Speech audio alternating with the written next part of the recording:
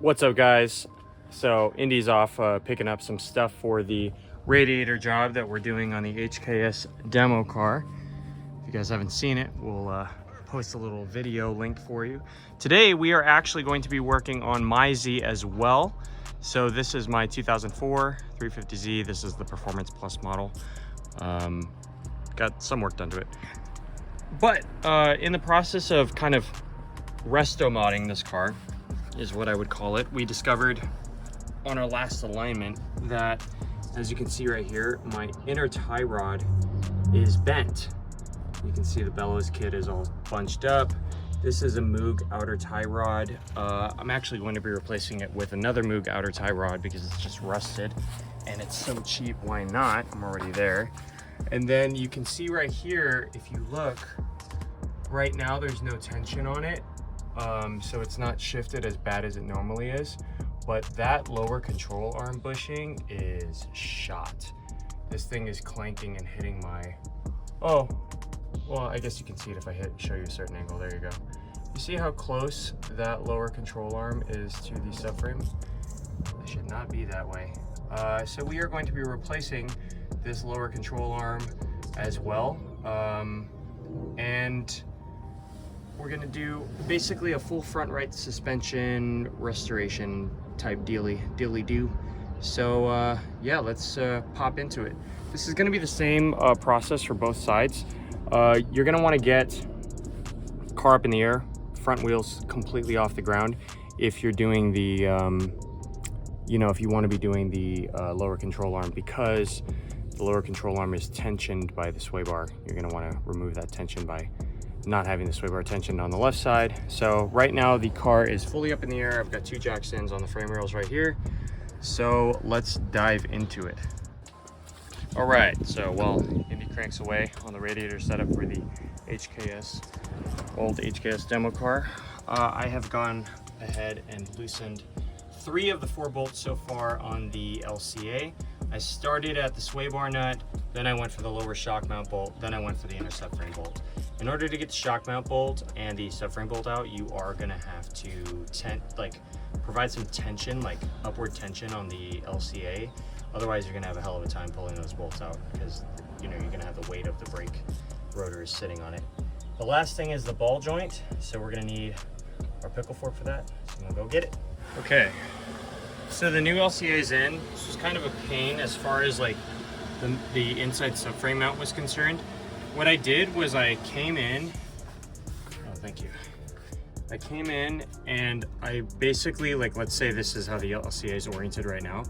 I came in at this angle, like up from the middle of the subframe, and I pulled it back until the right side hit the notch.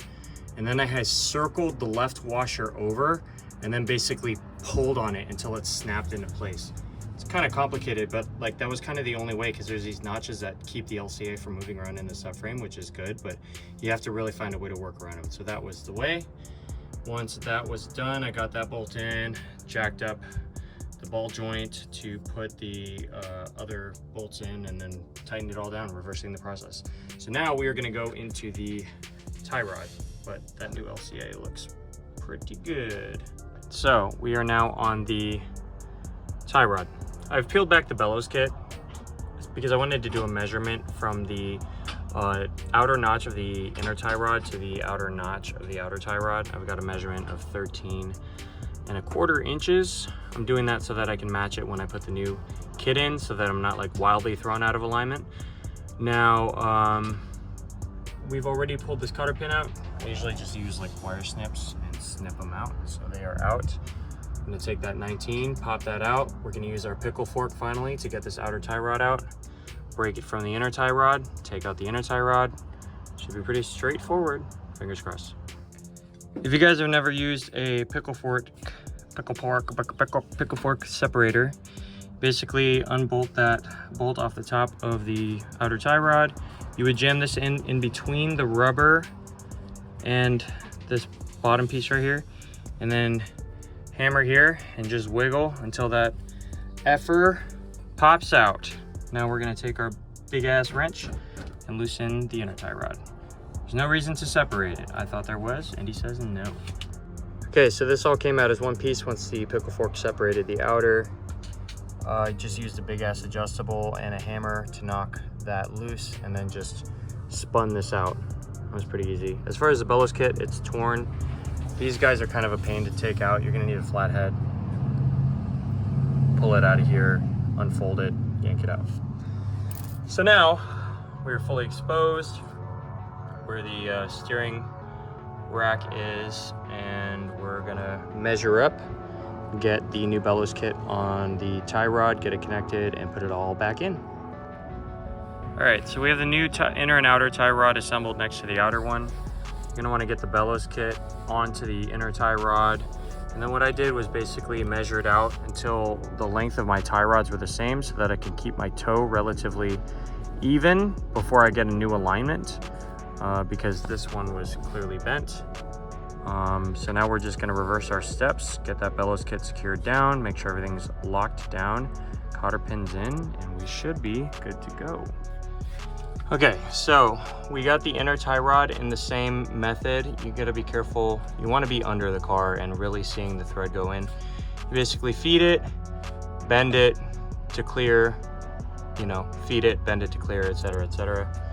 And then you just pop your outer tie rod in to the mount.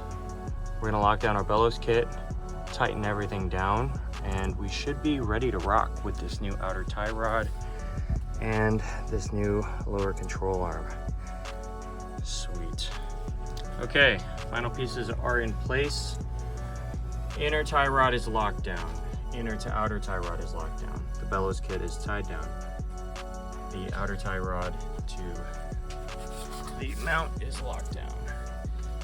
You gotta make sure that you double check these two. Lock down your inner subframe, your sway bar, your shock mount, and your ball joint. Make sure they're all tightened down. And then you just need cotter pins. I'm gonna get to those cotter pins for the ball joints. But that's basically gonna do it for inner, outer tie rod, and lower control arm. This process is pretty much identical for both sides. So you can, you know, take this as a guide for both sides if you want. Pretty straightforward stuff. Indy is wrapping up the HKS